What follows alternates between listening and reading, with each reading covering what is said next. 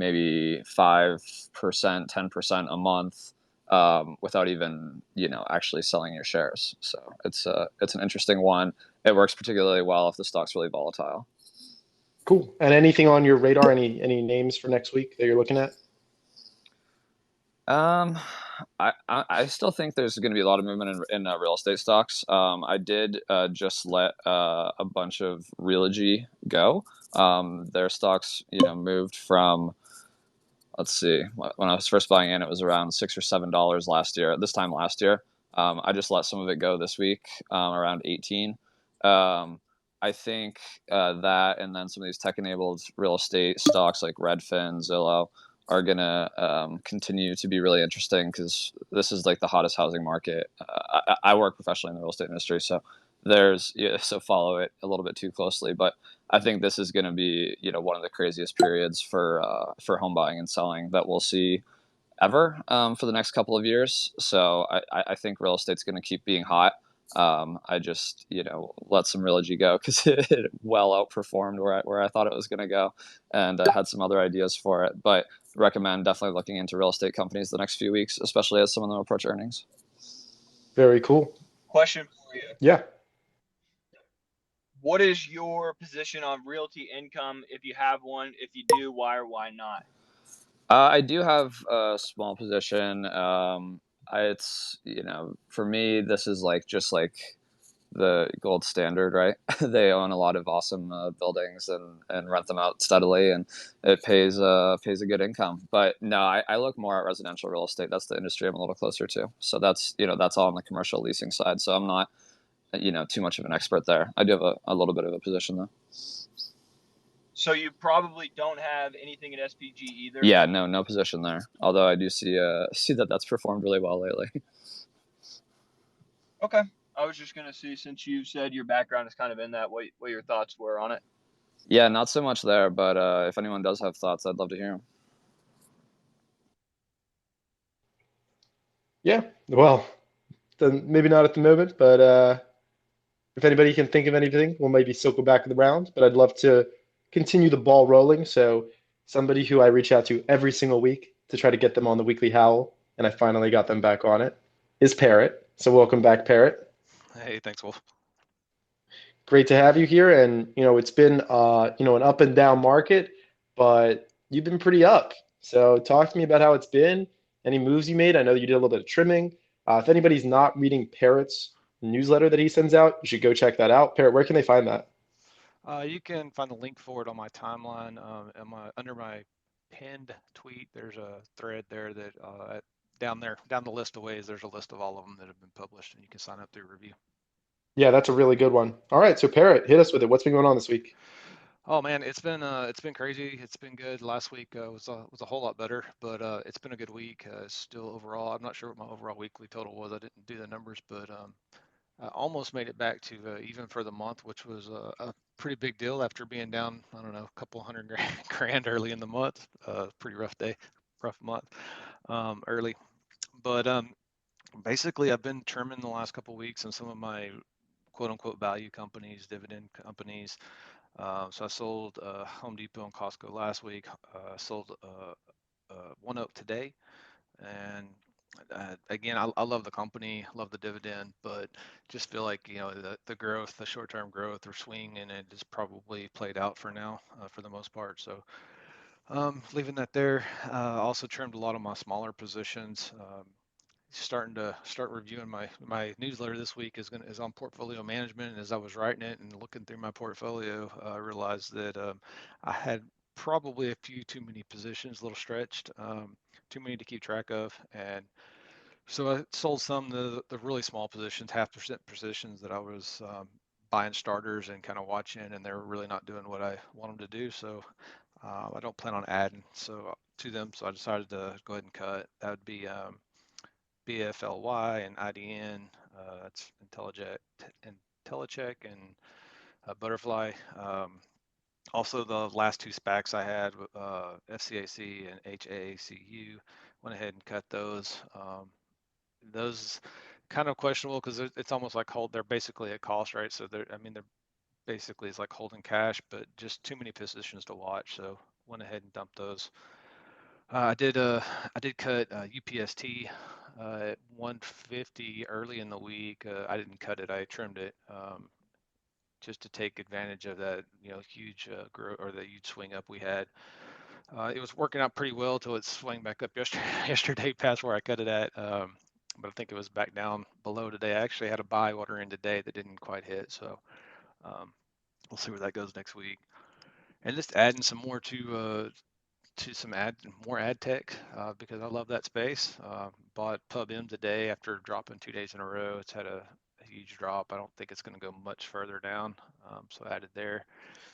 Added apps yesterday, APPS. Um, got into Airbnb at 135. Added Futu at 132.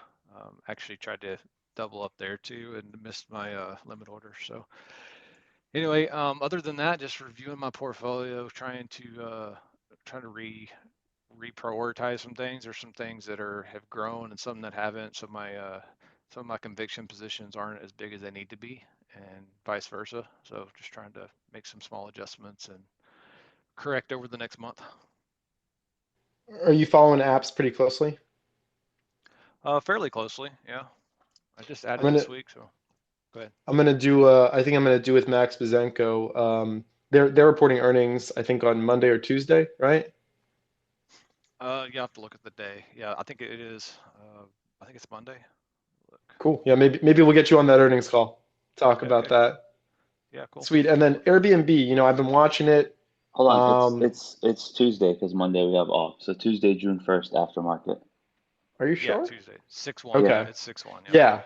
I was Yeah. thinking Yeah. Monday was Tuesday. 6/1, but yeah, it's a holiday. Yep, got it. Yep. Thank you. Yep.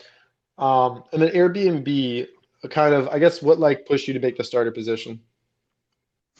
It's kind of funny. A lot of people were talking about it this week, and so it's kind of on the radar. But one of the threads I wrote last week about the reopening and just kind of the new per diem shift and everything.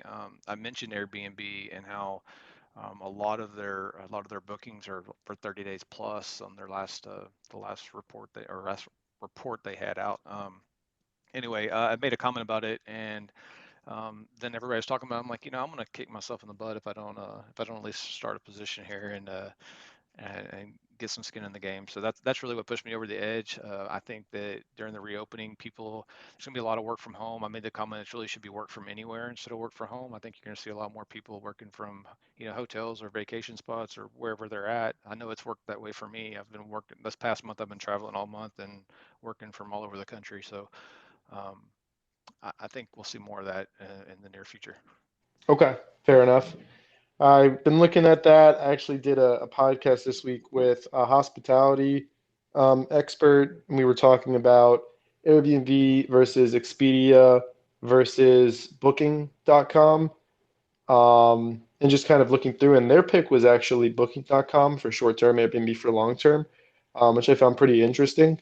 And then my last one I'll obviously hit you with is, you're finally in Futu. Is this a swing trade for you, a long-term hold? I bought calls on Futu. I should have held them longer. I sold at 100%. They're up like 150% now if I had held. It's a little bit undecided right now. I think it's probably a swing for me right now, and then we'll decide if I want to hold on to some shares when we get there. Cool. And then I got a question from the audience for you, and that is, are there any penny stocks that you like? Yeah, every once in a while I buy a couple. I actually bought some today, some Movely Media, MVVYF. It's Canadian ad tech, imagine that, that focuses on video ads. So I bought a little bit today, and I like ZoomD a lot. I think it's trading at I don't know 30 cents or so right now, but I like them a lot. I think that they have a chance of doing really well. So that's ZMDTF. So those are my two pennies that are in my portfolio right now. Got it. Got it. Love it. Appreciate it, Parrot. Let me keep the ball rolling. We'll come back around for some stuff. So, Rajiv, is this your first Twitter space that you've spoken on? Yeah, hi everybody. Yeah, pretty much both. Yes, this is my first Twitter space, and thanks for having me here. Oh, absolutely. Great to have you here. So I'd love to hear from you, kind of similar to the others, what you've been eyeing, buying, trading. Floor is yours. Yeah, I mean, yeah, sure, thanks.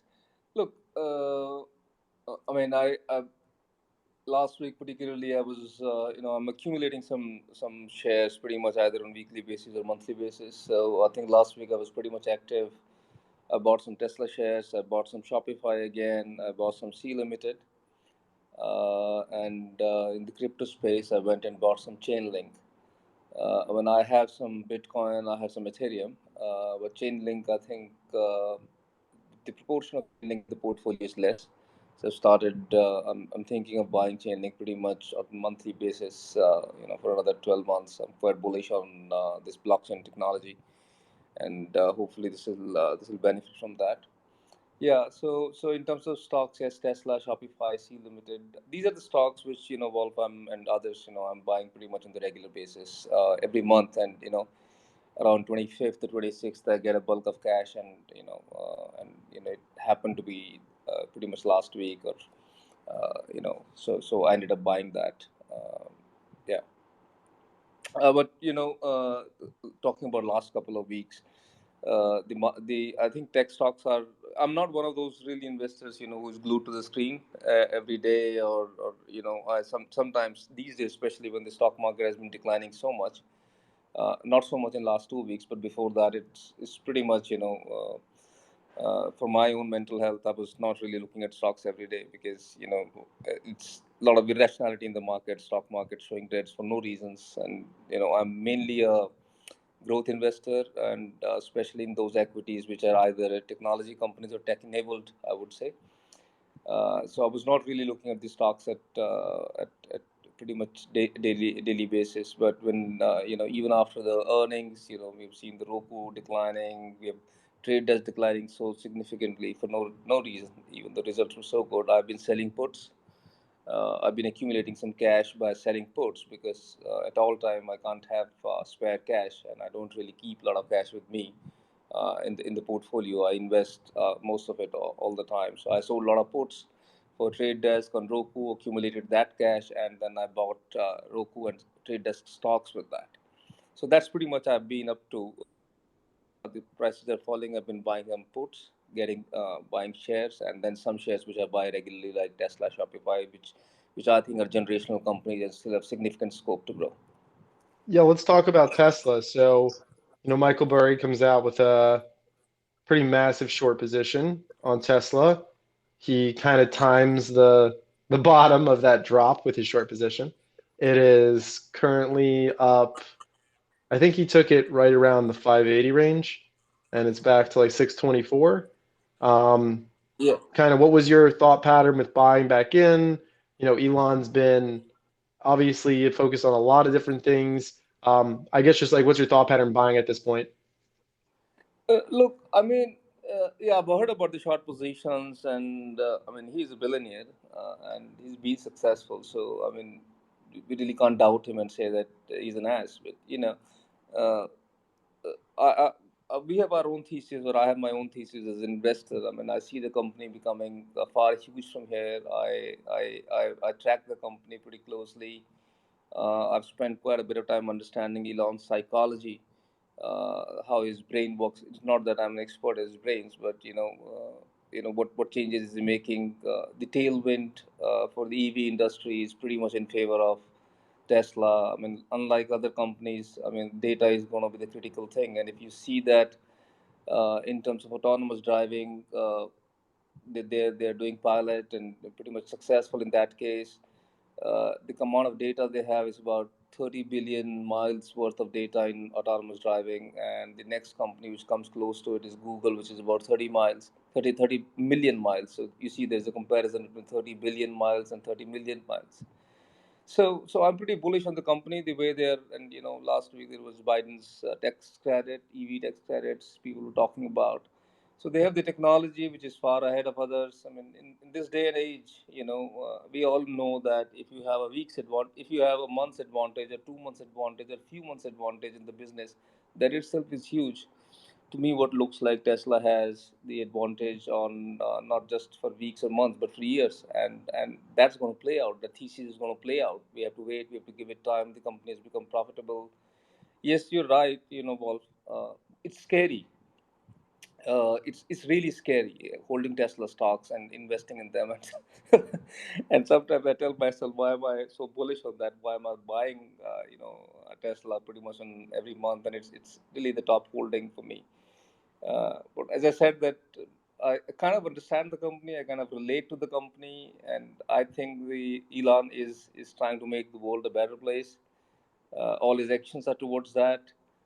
He's a bit of a tough character in terms of he'll do whatever he wants to do. He has no respect for the law. But hey, Tesla is an ultimate rule breaker. We got to think about it. It's not a stock for everybody.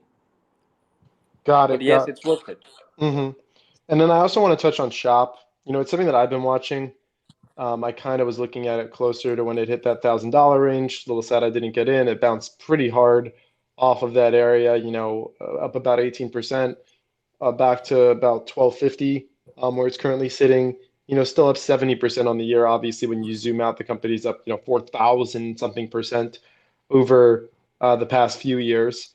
And I just would love to hear kind of your thoughts on that, how they're continuing to innovate. I really want to test the product. I want to make like a Shopify store so I can better understand it, and then, maybe move forward with an investment after that. Yeah, no, you're right. Look, I kind of, for all the people out here, and everybody is learning every day. I just would like to recommend, they hear a podcast, well, besides your podcast, and I also run a podcast, a YouTube channel. They might want to hear, some other people like Dave Lee. And so Shopify, for example, in my view, Tesla is a generational company, and Tesla, although being such a big size company, what 600, 700 billion market cap, it has potential to go 7x, 6x from here. It's still a big company, which is in startup stage yet. Even now, look, that's my thinking. Now, what is other generational company these days? And I think Shopify has potential to be another generational company. You I have opened a store on Shopify. Yeah, I started doing some e-commerce kind of buying and selling, and I left it because it was not my interest. And I could open it in hours, in not in hours, I mean half an hour, 40 minutes, and it's such a beautiful ecosystem that you can immediately connect to a buyer, seller. It's all app based. Buying and selling products. It's a matter of minutes, I would say. In half an hour, you can set up a store, store in Shopify. Since you're thinking of opening one, it's very very easy. And the company is, look, I'll just come to other things as well, the stock price and all that. But to me, the company is very purpose driven company. And if I'm not wrong, I looked at the Twitter of Toby, who is the founder of Shopify, that one of the stores which started as stores, Shopify has gone public just now, and I think he tweeted about that. So you see that the company's mission is not to become better themselves, but make others better. And that's what I like when I compare, the attitude between Shopify and Amazon. Shopify attitude seems to be like a partnership with merchants, nurturing them, valuing them, bringing them up with themselves. And while Amazon looks like a bit of a big brother attitude and coercing, and look, again, these are my personal observations. I may not be that. I've not met all these guys as well. So in terms of Shopify, yes, big company, easy, a very scalable model, gives purpose to people, gets people on board for their own welfare, helps them, supports them, nurtures them. Now, this kind of thinking cannot go wrong. In terms of stock itself, the financials are absolutely fantastic. The kind of growth they're showing every year, double digit, triple digit growth is. I have a little bit of concern sometimes on the pricing for them. I think in terms of stock valuation, I started accumulating. I came to the party a little late, so I started accumulating when it was 850, 900, I think, and for last a year I've seen that's moving somewhere between the range of 900, 1100, 1200. It has gone past 1200. So I have a bit of a reservation on the the the stock valuations. If you see such, but it's not such a heavy reservation.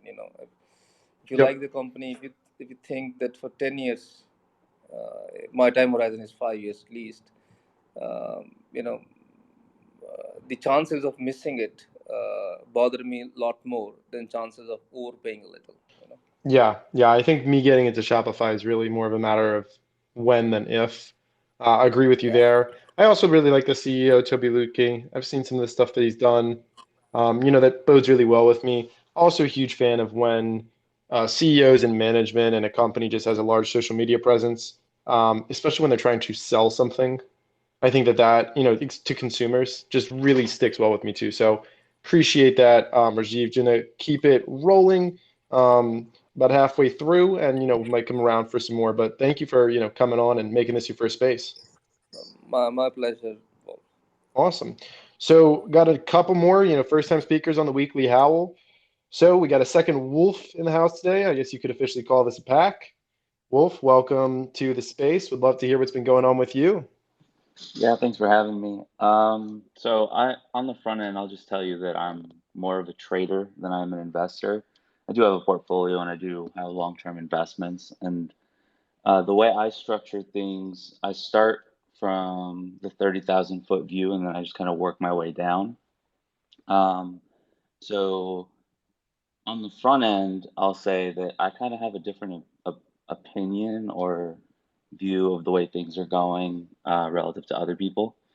So for me, I was bashing for most of the year. I was bashing all the high growth names, SaaS names, Kathy Wood names, Arc names, whatever. I thought they got way too ahead of themselves, and I use some metrics to kind of like get a gauge for when I think things have gone too one-sided, whether it be to the downside or the upside. One of the things that I like to use is the 10-day and 50-day moving average. So basically, percent of stocks that are above their 10-day moving average and their 50-day moving average. And like historically, when you see them fall, when you see like the 10-day number of stocks above their 10-day fall below 20%, and number of stocks above their 50-day fall below 40%, that's usually kind of when things start to trough out from a trading perspective. It's just kind of like a standard rule I like to use. And then when you see them go down to single digits on the 10-day, that's when it's like really exacerbated. So um, for the longest, I was, still am kind of. I think that the growth trade that we've seen in the last 10 years is kind of dead, by and large. I think there's opportunities there, but I think for those stocks and those trades, it's kind of like a trader's market. So when we saw like a trough out mid-May, for the first half of May, like I didn't do much relative to myself and how I trade. But when we saw that, like Kathy Wood stocks finally started to find some sort of support, um, I kind of wanted to see a bounce back in those stocks in particular, back to 200-day and 150-day. And we saw that this week. So the way that I approached um, approached those individual names was I wanted to see her biggest holding, which was Tesla, not break down. And if that didn't break down, it told me that there would be other names that could potentially have some sort of catalyst buying behind them. So what I tried to do, and what I tried to do, was try to find stocks that were exacerbated on the way down, try to find some sort of inflection point on a trade for a downtrend, and try to take advantage of that. So one of the first stocks that started to show life for her was Roku. It's a big holding for her. Another one that she's been averaging down was Coin, and then the biggest one was Tesla. So to me, as long as like Square was the fourth one. So as long as those four names weren't getting sold, I was looking to see those stock, like her basket of stocks, kind of be the tailwind for the rest of the risk appetite in the market, moving up, and in her stocks particularly going up to like a 200-day. So that being said, I looked for like an asymmetric risk opportunity in some of those names. For me in particular, it was like Square. I thought that one was like getting a little bit overdone, and as long as it reclaimed its 200-day, I wanted to get involved. That turned out to be a winner. And then again, for me, like I like to look for like inflection points. I like to look for asymmetric risk, and I like to look for things like that. So from a trading perspective, once I hit on like one of my ideas or theses or whatever, I then kind of just, okay, well, let's see if it's a group sentiment thing or if it's just like an isolated event.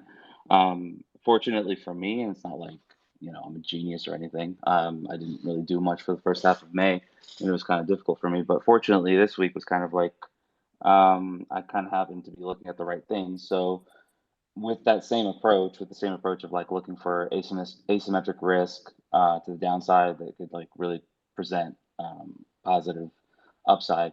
I was looking at like GameStop. I was looking at these long downtrends in these names that had previous breakouts, and it seemed like they all fired this week.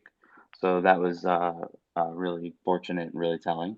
Um, Now that being said, like there are some things that I have been invested in and that I kind of like um, reevaluated this week and kind of like utilized um, these snapback rallies. So being that I have this perception that we're kind of in a rolling bear market in a lot of these tech names, and all that means is that like uh, looking at tech as just like a broad tech spectrum no longer applies, in my opinion. You got to really like segment out what names you're looking at within tech or within that group, and I think a lot of them have been rolling over and are continuing to roll over, and that you're seeing like these vicious snapbacks into pivotal downtrends or former resistance levels.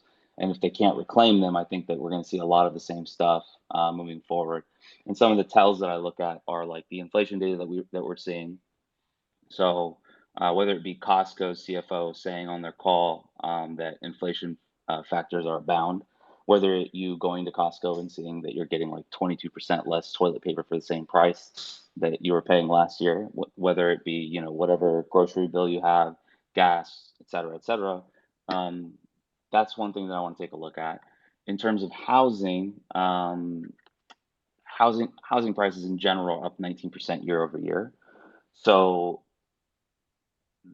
yeah, there could be demand in housing because rates are low relative to historical, and then people have money, et cetera, et cetera. But I think, and I was one of these people for a while, that the longer that this like transitory inflation that they keep talking about persists, the more that it will become no longer transitory, and the more it'll kind of like soften that inflation. Like it'll correct that inflation slowly because people kind of get priced out of things. So housing, for example, housing home prices, median home prices up 19% year over year.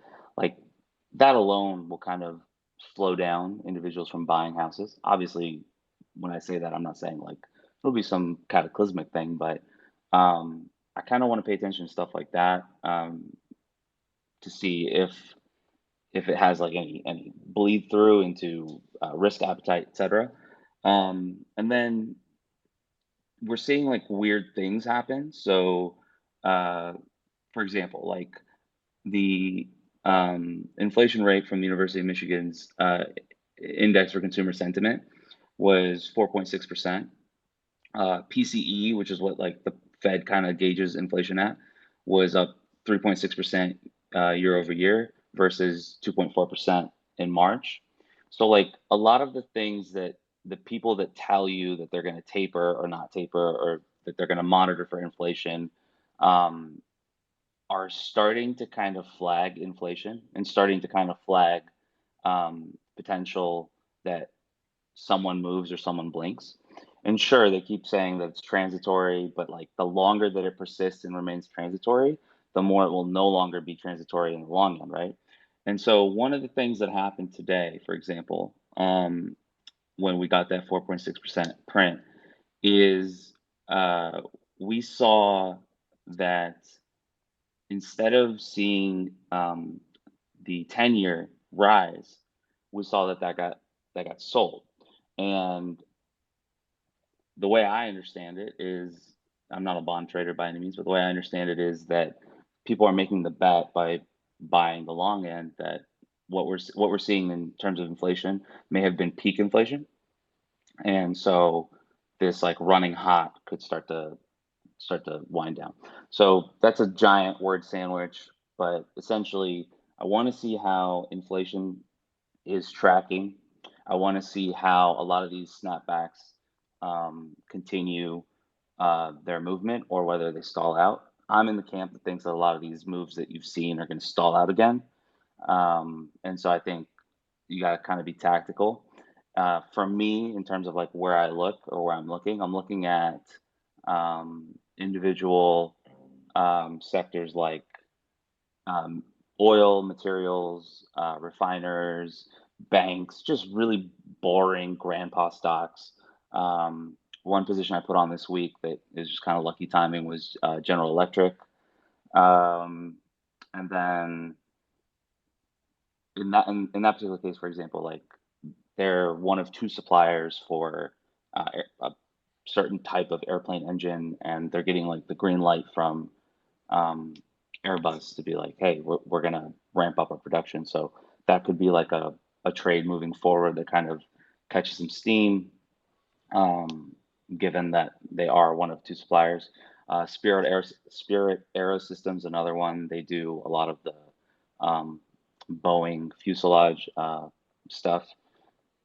So just looking for names that are not traditional to what I've been trading the last 5, 10 years.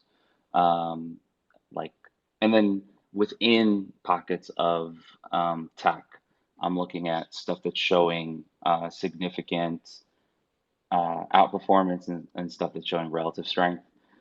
For me, uh, my biggest tech position for the last like year plus has been Google. One name that I looked at this week and was fortunate was with Facebook. Um, but I don't think that we can look at tech as just like a blanket tech like we have been the last 5, 10 years. And I don't think, I think that the more people that I talk to about how this stuff kind of moves, the more I'm kind of like convinced that we're not done yet. Um, Hmm. and that's kind of what I'm paying attention to. Sweet, sweet. I appreciate the kind of the full run through. It sounds like although, maybe more of a trader than investor, you're very calculated with it and are kind of taking advantage of certain sectors which are benefiting from maybe decreases in other sectors. My one question, and then I'll move on to our last planned speaker, which is Logan, and then maybe we'll have a little bit of questions. I saw Decade Investor was on here for a while. I was hoping to have him speak after Logan, but we'll see what happens. Is with ARKK, right? You were talking about it kind of hitting the 200. I saw Puru posted about that this morning, how it's coming back through the 200. But then I saw a really good comment from my friend Will, who works at Roundhill, and he basically said, you can't really use ARKK or any ETF really hitting a 200-day moving average because, right, 200 days, that's a lot of changes within that ETF, right? Much has changed within it. So just to clarify, you're looking kind of at some of the individual larger holdings within that ETF? No, so I'll take it a step further. So if you price out um, the individual names within each of those ETFs and you weight them based on transaction dates and based on what it was that Kathy and her fund was doing, um, she's underwater or getting close to underwater on a lot of the names, and that's just a product of you could be right on something. So I'll give you an example, like Square. I think if I remember correctly, she bought Square initially like in the teens.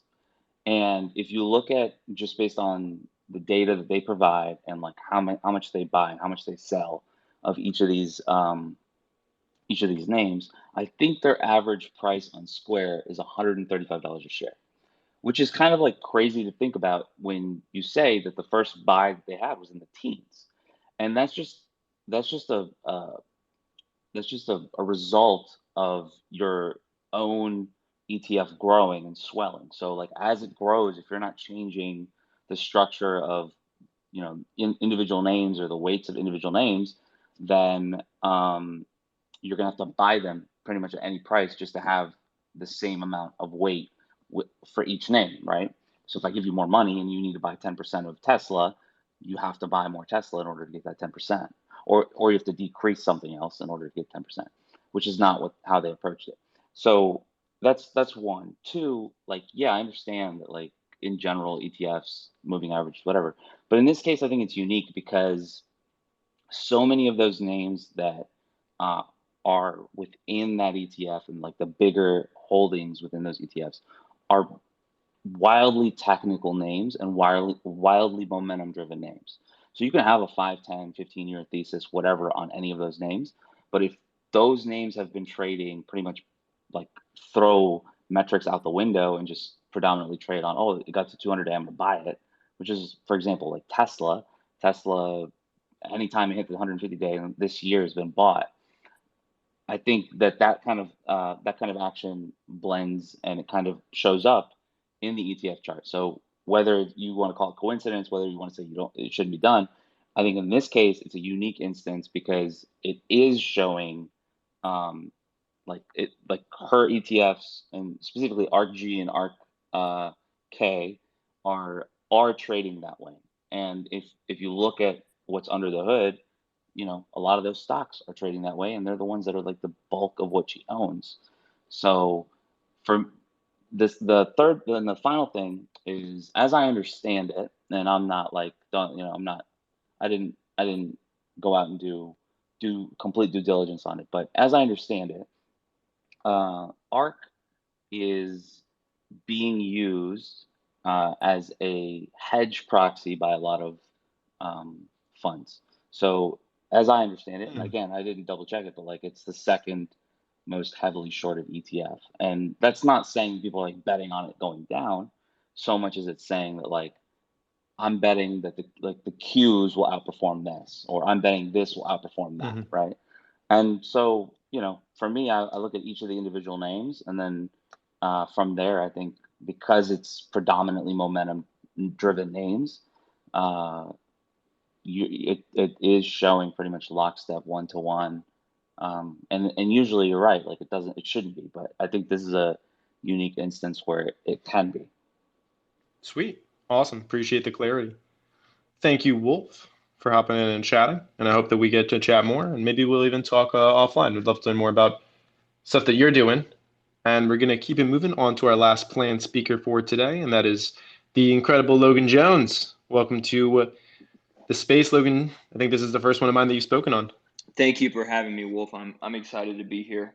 First of all, I just wanted to say that deep dive into the mind of the other Wolf on the panel was incredible. I've never heard it kind of explained that way, so thank you for that.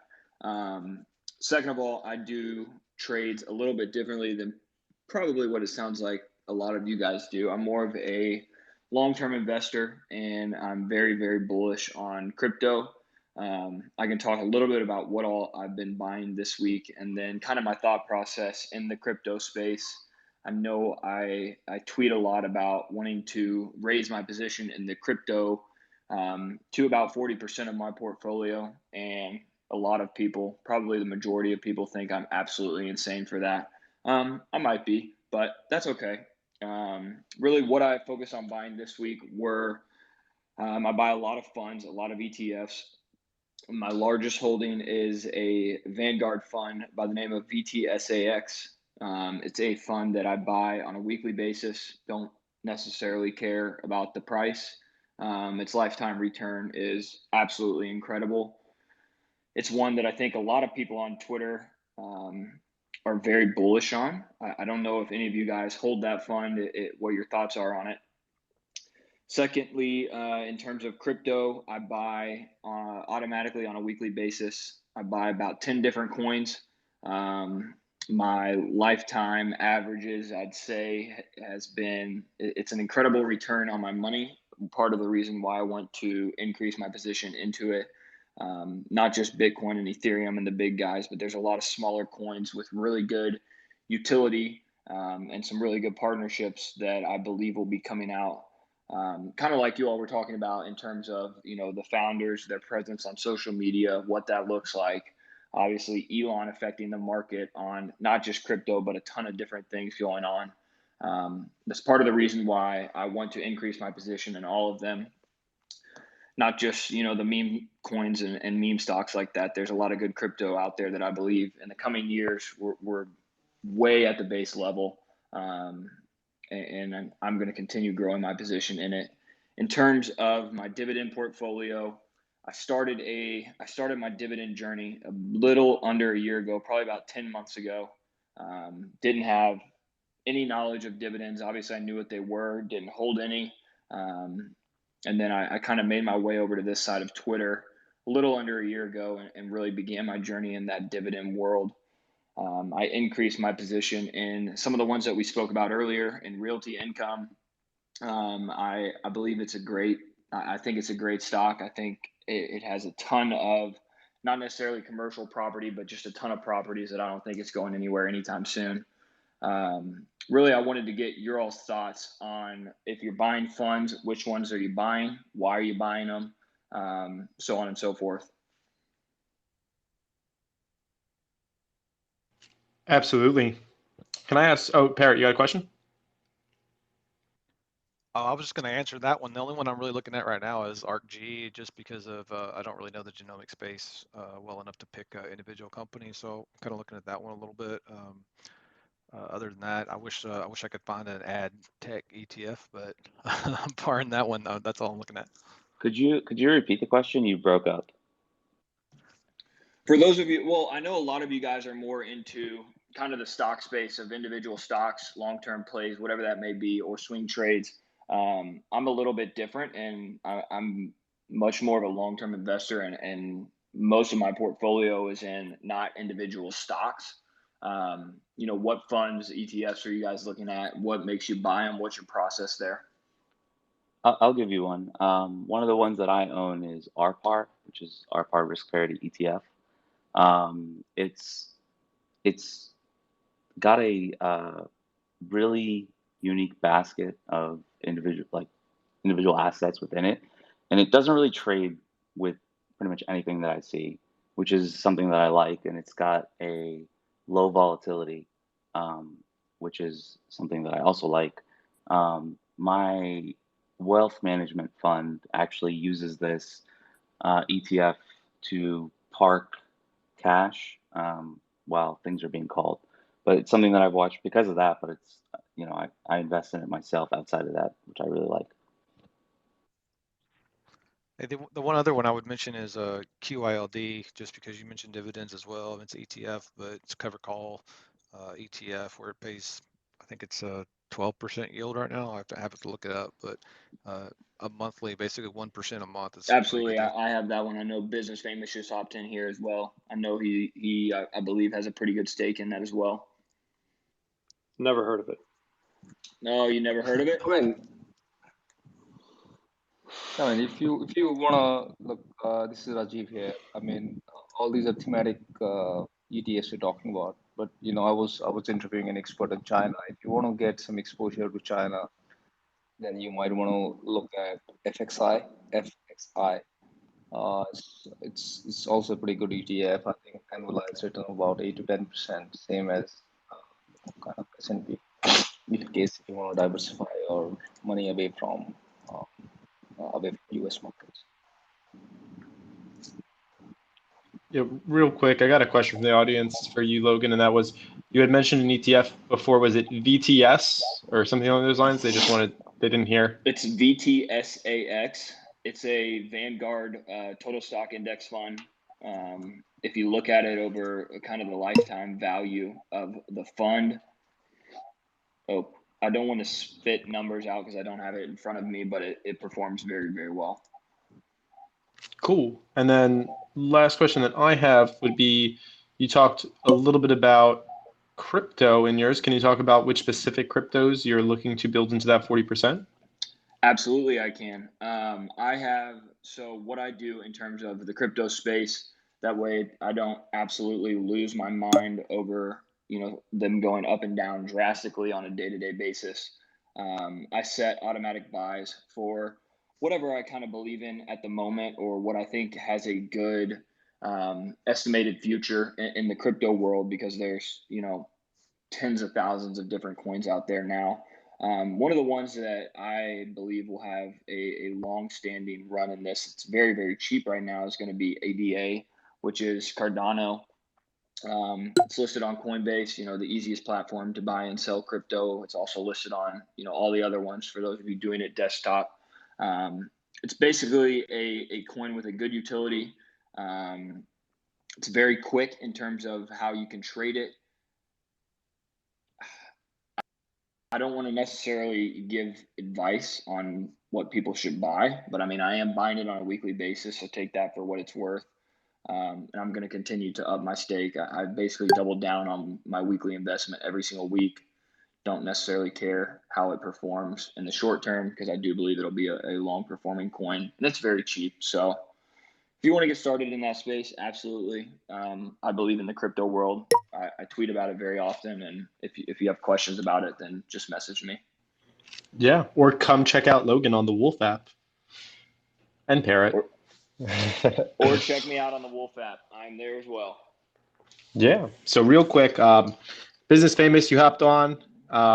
So I am planning on wrapping up soon, but I do want to give you a few minutes. Before I do that, to all my listeners, thank you all for taking time out of your busy Fridays. I'm sure everybody has plenty going on, but you came here, decided to, just like I am, educate ourselves, right? Learn from some of the best people that have helped me along my trading journey, set me up for success, whether you're, 18, 50, 35, it does not matter. It's a great time to start. It's a great time to educate yourselves. I recommend taking a look at my speakers, just clicking in, checking out their bios, their pinned tweets, just understanding a little bit more about them. They all have a lot of resources that are really helpful, usually free. And it's been a great resource for me. And it's just a nice use of your time. And, if you're enjoying this space, I host spaces pretty regularly. I have a bunch up for next week. I'm going to have one covering startups and entrepreneurship. I'm going to have multiple earnings space calls with Max Bezenko that we're going to host. We're going to cover CrowdStrike. I think we're going to set up one for maybe Zoom, apps, so a bunch of stuff along those lines. And then I'm just always trying to get together with different spaces. I'm planning one with J.K. Molina, who might be the most creative person on Twitter, to talk about how to build your engagement on Twitter, how to get more followers, all that type of stuff. So if those are things that interest you, feel free to join the Wolfpack. And check myself out. And of course, like I always introduce myself, my name is Gav Blacksberg. In case you weren't here in the beginning, I'm the COO and the voice of Wolf Financial. If you're interested in what our company does and why we're working with Logan and Parrot, essentially we are the upgraded version of FinTwit. I really recommend checking out the link in my bio, completely free, and love feedback. So that's what I got for that second. Parrot, did you have something? Just to wrap up, I guess I want to comment on what Wolf's spoke about. I appreciate that insight, but I've kind of been thinking about that the last couple of days too. Everybody's expecting the growth to really take off this summer, and typically when that happens, it makes me second guess and say, okay, well, maybe we're not going to see that, right? A lot of times the opposite happens when everybody thinks it's going to go one way. So just caution still out there. So I totally agree with you, Wolf, and I appreciate you bringing that up. I was going to say also, though, on housing, I kind of think we got to see the top of housing here pretty soon, in my opinion. It's just, to me, it's overrun a little bit. I know there's still a lot of pressure in the market, but at some point, it feels like a bubble. So we'll see where that ends up. But other than that, that's all I had. I appreciate you having me on, Wolf. And yeah, let's everybody have a good Memorial Day. Awesome. I'm almost going to wrap up. Before we do wrap up, and I'll also give my other speakers kind of a minute or two to wrap up with them. Business Famous, you're on. Can we get like 3 minutes on just kind of, any moves you made this week, anything you'd want to share? Yeah, what I did. Thanks, Scott, for having me on. I know it's kind of impromptu. I just hopped in. I saw your spaces. You're always popular. Moves I made this week. You guys might know I saw a lot of covered calls in my positions, and I'm going to lose some shares or lose some of my positions today, or I have lost them as soon as they process. So, but I'm okay with that. I lost my FUBO position, which only means that it went up high enough to hit my my strike on my covered calls. So I'll lose that one, and then I'll have to sell my CCL shares that I kind of bought last week as a swing trade anyway. So that's cool. CCL is Carnival Cruise, and with everything opening back up, they've been getting a lot of press on launching ships again. So I think that's still good for like a long term. I still have leaps on CCL, so I'm looking for those to print for a little bit. And then I also got into there's the one that was popular on Twitter this week. I forget the ticker. I think it was AHT. So I looked at that one. I picked up just a few shares of that one. So AHT is a hospitality REIT. And with again, with just sort of hotels opening back up and travel kind of restarting, I think that's also a pretty decent play. It looks like it's very undervalued. And then I do what I always do, and I parked my option profits in Q Yield. So Q Yield is one of my favorite ETFs, and like I think Parrot was saying, it gives about an 11 to 12% dividend yearly, so just under 1% a month, which is a good place to park your money if you have extra cash in your portfolio, and just if you're keeping some dry powder. I like to keep it in ETFs like that, or there's a similar one called R Yield, that's based on Russell 2000 stocks. So that's a good one. And then I've also started getting into some different options, stock options, different ways like you can generate cash with stock options, especially for stocks that don't move, stocks that kind of stand still. And there's certain other strategies that you can use on stocks like AT&T, that's always sitting at between 29 and 30. And I've been doing that on SPY too. So I think as we go into like this consolidation phase, and it looks to me like the next 4 or 5 weeks or so are going to be sort of either flat or maybe possibly a little bit down. So I'm doing more with taking part of my portfolio and just generating cash from stocks that go sideways. So those are the moves I made this week. Awesome. Yeah, and always a pleasure having you on to chat. And just love to kind of give kind of a real quick, just 1 to 2 minutes. I'll start with you first, Wolf, on the wrap up of just kind of maybe something you're looking at for next week or anything you would love to share with the audience. Yeah, so a lot of these tech names have been not participating, not behaving well. So if you take a look at Apple, I'll post a lot of these charts over the weekend, by the way, probably Sunday or Monday. But if you look at Apple's sitting right on its 200-day. It's held that probably 6, 7 times this year, or 5 times this year, something like that. And it's got like a massive head and shoulders. If you look at the Qs, there's the QQQ, which is just the NASDAQ essentially. That's a massive head and shoulders. If you start to see some of these bigger names, Amazon's another one. Amazon looked like it was going to break out and then just faded all week. So if you start to see some of these bigger names act like cash registers when they break, I think it could kind of cause a little bit of a feedback loop or a flywheel, whatever you want to call it. For trades the other way, I'm looking at stuff like Valero. Valero's in like a really long-term downtrend, and it had a really long-term uptrend that it held, uptrend from like 1994. So it's like right at that cusp of possibly breaking out or not breaking out. So if it breaks out, I want to be long. And then for different types of like investing stuff that I do, I'm looking at stuff like public storage is something that I've been in. I've been in Ford for a year, and the same concept that people are like going crazy over Ford over today. I see Porsche as like early innings in that same respect. Porsche owns 53% of Volkswagen. They've got like a electric footprint, and they're going to build out their fleet to be predominantly electric as well. So those are some of the things that I'm looking at. Just like if tech rolls over, some of the big names start to fail, it could start spelling disaster for other names. And then asymmetric risk, things like Valero, etc. Awesome. Appreciate the insight. And yeah, everybody should go check out Wolf. He's been posting some pretty cool charts. I just scrolled back through his timeline, check some of them out. Recommend you do the same. All right, Rajiv, any closing thoughts for us? No, it's all right. I think it's a great discussion. I think for me, the next week, Wolf is coming back and listening to you in CrowdStrike. I think you have a space plan for that, right? And yeah, so I'm just looking forward for earnings. So CrowdStrike coming next week. And for what my thing is that patience is the key. Is if you're investing in growth stock, you're always on the edge. I think that's a lot of fun as well. For me, when I invest in growth stock for small companies, I'm thinking that I'm building some business along with them. So I always try to choose some entrepreneurs which I like, which I love, which are changing the world. So I think let's stay focused, let's stay patient, let's the longer time horizon. I mean, that's purely my feeling, my thinking, and suit what suits your personality. That's it. Thank you.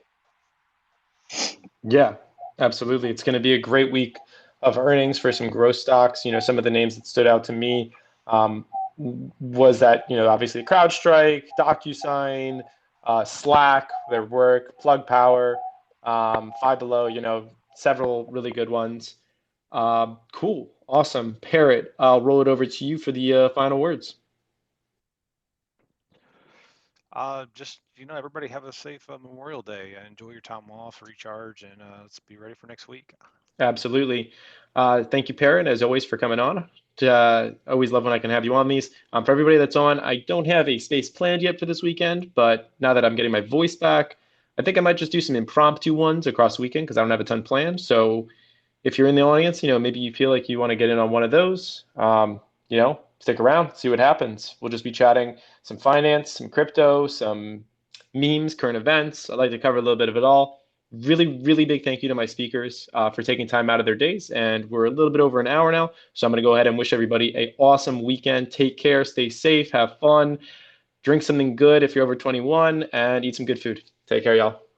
Thanks, Wolf. Have a nice weekend.